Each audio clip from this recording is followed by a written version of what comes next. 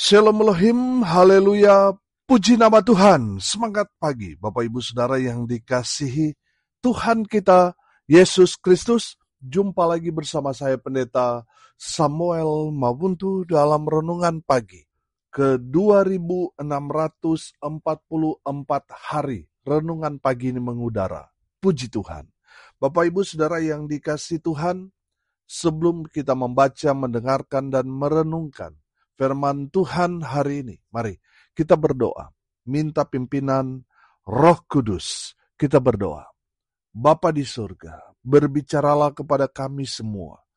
Pakai firman Tuhan ini untuk menegur kami, menasihati kami, meneguhkan iman percaya kami, dan memberkati kami semua. Di dalam nama Tuhan Yesus yang adalah firman Allah yang hidup, kami berdoa. Amin. Haleluya.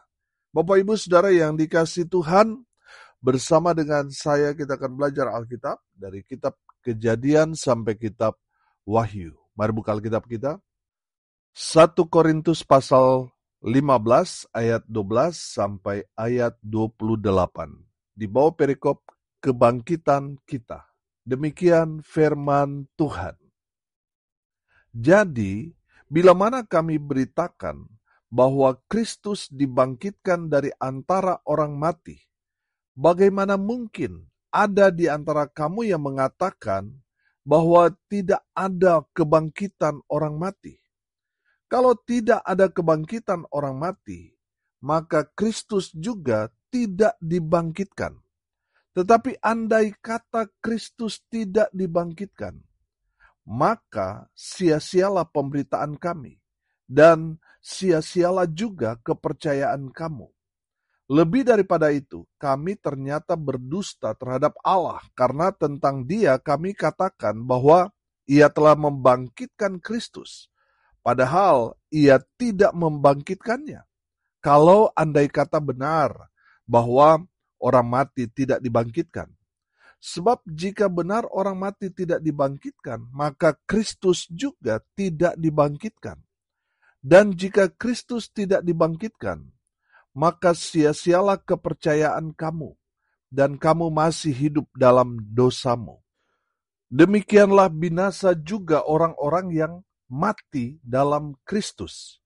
Jikalau kita hanya dalam hidup ini saja menaruh pengharapan pada Kristus, maka kita adalah orang-orang yang paling malang dari segala manusia. Tetapi yang benar ialah bahwa Kristus telah dibangkitkan dari antara orang mati, sebagai yang sulung dari orang-orang yang telah meninggal. Sebab sama seperti maut datang karena satu orang manusia, demikian juga kebangkitan orang mati datang karena satu orang manusia. Karena sama seperti semua orang mati dalam persekutuan dengan Adam, demikian pula semua orang akan dihidupkan kembali dalam persekutuan dengan Kristus. Tetapi tiap-tiap orang menurut urutannya. Kristus sebagai buah sulung.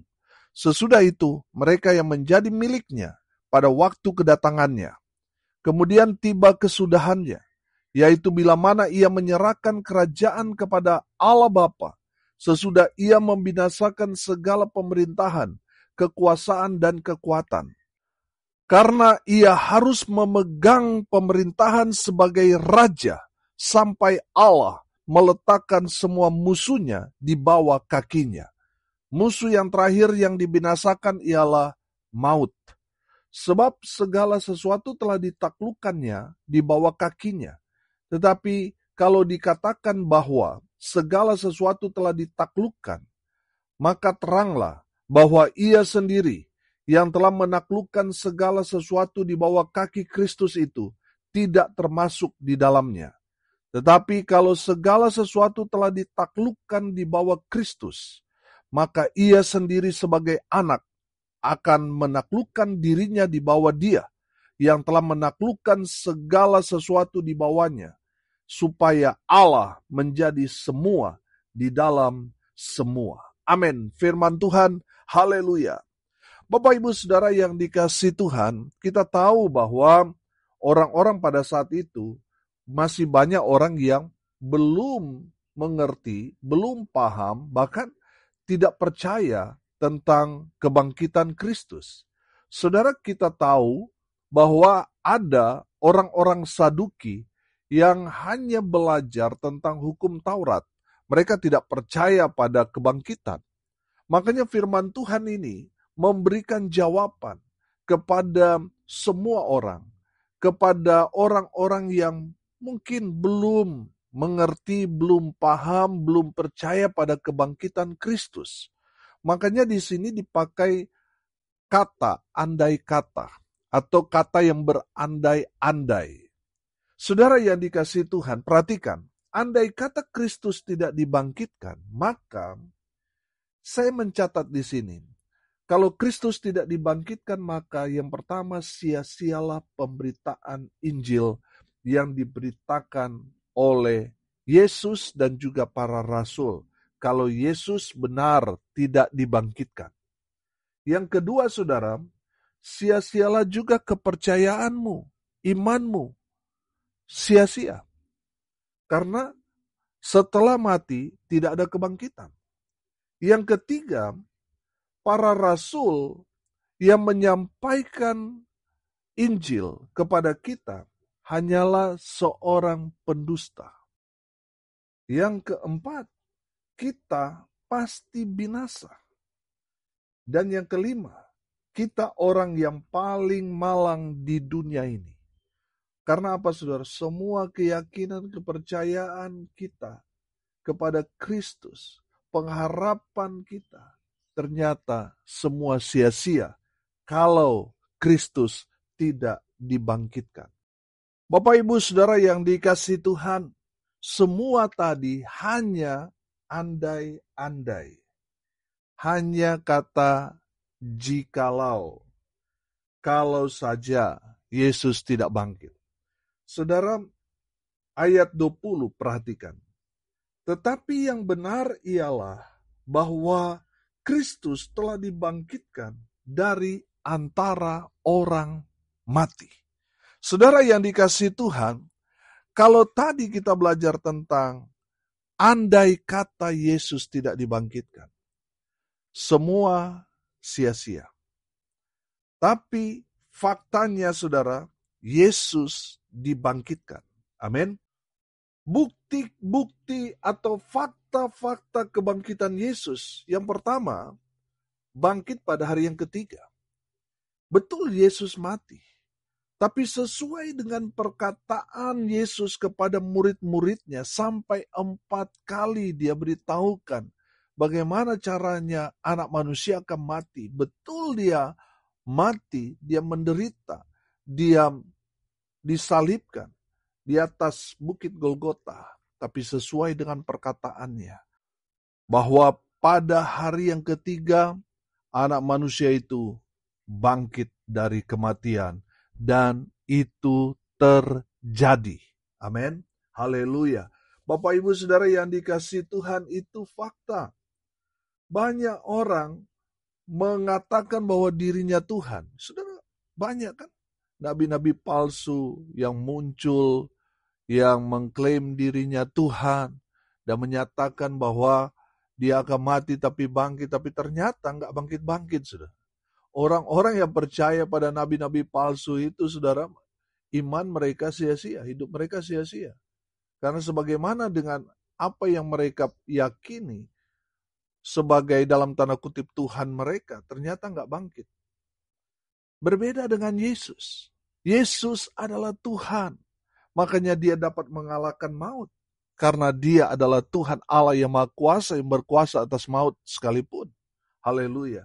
Saudara yang dikasihi Tuhan, itu bukti atau fakta yang pertama, Yesus bangkit pada hari yang ketiga, sesuai dengan perkataannya kepada murid-muridnya. Saudara lihat juga ayat 4 di pasal 15 ini, yang berkata begini, bahwa ia telah dikuburkan dan bahwa ia telah dibangkitkan pada hari yang ketiga sesuai dengan kitab suci. Haleluya. Bapak Ibu Saudara yang dikasihi Tuhan, kebangkitan Yesus di hari yang ketiga setelah kematiannya itu terbukti. Fakta. Yang kedua, bukti-bukti atau fakta kebangkitan Yesus. Yesus menampakkan diri kepada murid-muridnya, kepada orang-orang percaya. Saudara lihat ayat 5 di pasal 15 ini. Bahwa ia telah menampakkan diri kepada Kefas dan kemudian kepada ke-12 muridnya. Haleluya. Saudara yang dikasihi Tuhan, tujuan dari Tuhan Yesus menampakkan dirinya pasca kematiannya itu memberikan keyakinan kepada murid-murid dan semua orang percaya bahwa Yesus layak untuk dipercaya. Amin. Bahwa dia adalah Tuhan yang berkuasa atas maut sekalipun. Oh haleluya. Bapak Ibu Saudara, tidak berhenti sampai di situ. Mungkin orang berkata, itu kan mungkin hanya karangan dari 12 murid itu. Karena yang Yesus berikan penampakan ya hanya kepada murid-muridnya. Saudara perhatikan ayat 6. Sesudah itu ia menampakkan diri kepada lebih dari berapa? 500 saudara sekaligus. Kebanyakan dari mereka masih hidup sampai sekarang dalam konteks firman Tuhan ini. Tetapi beberapa di antaranya telah meninggal. Saudara perhatikan. Dari firman Tuhan ini, Tuhan Yesus memberikan bukti. Bukan hanya kepada 12 murid, tetapi kepada 500 orang yang menjadi saksi dari penampakan Yesus pasca kematiannya di atas kayu salib itu, dikuburkan. Dan pada hari yang ketiga, dia ada bersama dengan murid-muridnya. Dia membuktikan bahwa dia dapat mengatasi maut sekalipun. Dia bangkit dari kematian. Haleluya. Bapak Ibu Saudara yang dikasihi Tuhan, ada banyak orang klaim ini dan itu, tetapi tidak ada saksinya. Saudara lihat, banyak kan nabi-nabi palsu yang klaim ini dan itu, tetapi nggak ada saksinya. Dapat katanya firman Tuhan, utusan Tuhan, dapat membela ini dan itu, saudara, tetapi tidak ada saksinya. Saudara lihat, Yesus, kebangkitannya, dia membuktikan bahwa dia benar-benar bangkit. Dia menyatakan dirinya, menampakkan diri kepada 500 orang sekaligus. Haleluya. Saudara, kalau dalam hukum, baik itu hukum Taurat maupun hukum dunia sekarang, untuk mensahkan bahwa itu benar atau tidak, harus ada 2-3 orang saksi, betul? Saudara lihat, Yesus menampakkan dirinya kepada 500 saksi. Itu nggak main-main itu, saudara. Itu sudah melebihi dari batas hukum manusia yang menyatakan bahwa itu fakta, itu nyata. Saudara yang dikasihi Tuhan, pertanyaannya sekarang, apa makna kebangkitan Yesus untuk kita, orang percaya? Saudara, yang pertama saya catat di sini. Sebagaimana Yesus bangkit dari kematian, demikian juga itu berlaku buat kita. Kita semua pasti akan mati, cepat atau lambat. Tapi kita semua yang percaya kepada Yesus akan mengalami seperti Yesus. Betul kita akan mati, tapi kita akan bangkit. Amin. Haleluya. Bapak Ibu Saudara yang dikasihi Tuhan, orang-orang yang percaya kepada Yesus Kristus Tuhan, mereka akan bangkit dari maut dan mereka akan memperoleh hidup yang kekal. Bersama-sama dengan Bapa di surga dalam kekekalan, keabadian. Haleluya. Bapak Ibu Saudara yang dikasihi Tuhan, yang kedua, makna kebangkitan Yesus untuk kita. Kebangkitannya mengalahkan maut. Ini membuktikan bahwa Yesus adalah Tuhan yang maha kuasa.